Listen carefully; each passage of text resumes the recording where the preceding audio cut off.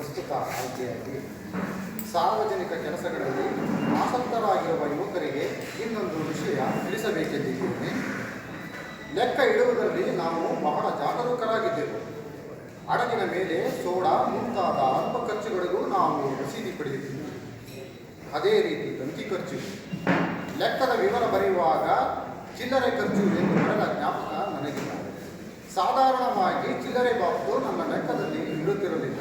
ಒಂದು ವೇಳೆ ಇದ್ದರೂ ಎಲ್ಲೋ ಕೆಲವು ಪೆನ್ನಿ ಅಥವಾ ಸಿಲ್ಲಿ ಲೆಕ್ಕ ಬರೆಯುವಾಗ ಖರ್ಚು ಮಾಡಿದ ವಿವರ ಜ್ಞಾಪಕಕ್ಕೆ ಬಾರದಿದ್ದರೆ ಆ ರೀತಿ ಬರೆಯುತ್ತಿದ್ದೆ.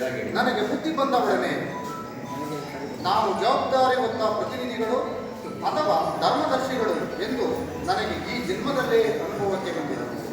ನಾವು ತಂದೆ ತಾಯಿಗಳೊಂದಿಗೆ ಇರುವವರೆಗೆ ಅವರು ಕೊಟ್ಟ ದುಡ್ಡಿಗೆ ಅಥವಾ ಅವರು ನಮಗೆ ಒಪ್ಪಿಸಿದ ಕೆಲಸಕ್ಕೆ ಲೆಕ್ಕ ಕೊಡಬೇಕು.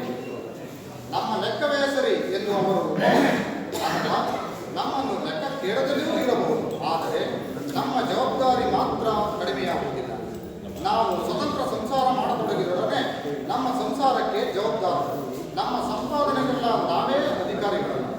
ನಮ್ಮೊಂದಿಗೆ ನಮ್ಮ ಕುಟುಂಬದವರು ಭಾಗಿಗಳು.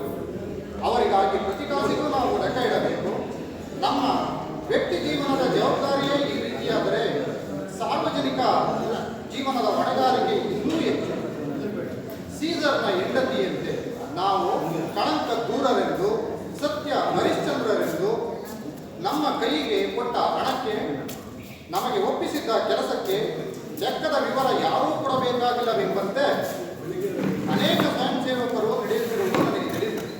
ಲೆಕ್ಕ ಇಡುವುದು ಕೆಲಸಗಾರರ ನಂಬಿಕೆ ಅಪನಂಬಿಕೆ ಹಾಗೂ ಸಂಬಂಧ ಇಲ್ಲದ ಕಾರಣ ಈ ಅಭಿಪ್ರಾಯ ಸೂತತ್ತು. ಚೊಕ್ಕವಾದ ಕೆಲಸಕ್ಕೆ ಲೆಕ್ಕವಿಡಬೇಕಾದದ್ದು ಅವಶ್ಯಕವಾದ್ದರಿಂದ ಇದು ಪ್ರತ್ಯೇಕ ಕೆಲಸ. ನಿಸ್ವಾರ್ಥ ಸೇವೆ ಮಾಡುವ ಸಂಸ್ಥೆಯ ಮುಖ್ಯ ಕೆಲಸಗಾರರು ದಾಕ್ಷಿಣ್ಯದಿಂದಲೋ ಹೆದರಿಕೆಯಿಂದಲೋ ನಮ್ಮನ್ನು ಲೆಕ್ಕ ಕೇಳದೆ ಹೋದರೆ ನಮ್ಮ ತಪ್ಪಿಗೆ ಅವರೂ ಹೊಣೆಗಾರರಾಗುತ್ತಾರೆ. ಸಂಬಳದ ಕೆಲಸಗಾರ ತಾನು ಮಾಡಿದ ಕೆಲಸಕ್ಕೆ ಖರ್ಚು ಮಾಡಿದ ಹಣಕ್ಕೆ ಲೆಕ್ಕ ಕೊಡಬೇಕಾದರೆ ಸ್ವಯಂ ಸೇವಕನು ಲೆಕ್ಕ ಕೊಡಬೇಕಾದದ್ದು ಇನ್ನೂ ಅತ್ಯವಶ್ಯಕ. ಏಕೆಂದರೆ ತಾನು ಮಾಡಿದ ಕೆಲಸಕ್ಕೆ ಆತನಿಗೆ ಪ್ರತಿಫಲ. ಇದು ಬಹುಮುಖ್ಯ ಕೆಲಸ. ಅನೇಕ ಸಂಸ್ಥೆಗಳಲ್ಲಿ ಈ ವಿಷಯಕ್ಕೆ ಸಾಮಾನ್ಯವಾಗಿ ಗಮನ ಕೊಡುತ್ತಿಲ್ಲವಾದ್ದರಿಂದ ಇಲ್ಲಿ ಇಷ್ಟು ಬೆಳೆಸಿ ಬರೆಯಲು ಧೈರ್ಯ ಮಾಡಿದ್ದೇನೆ.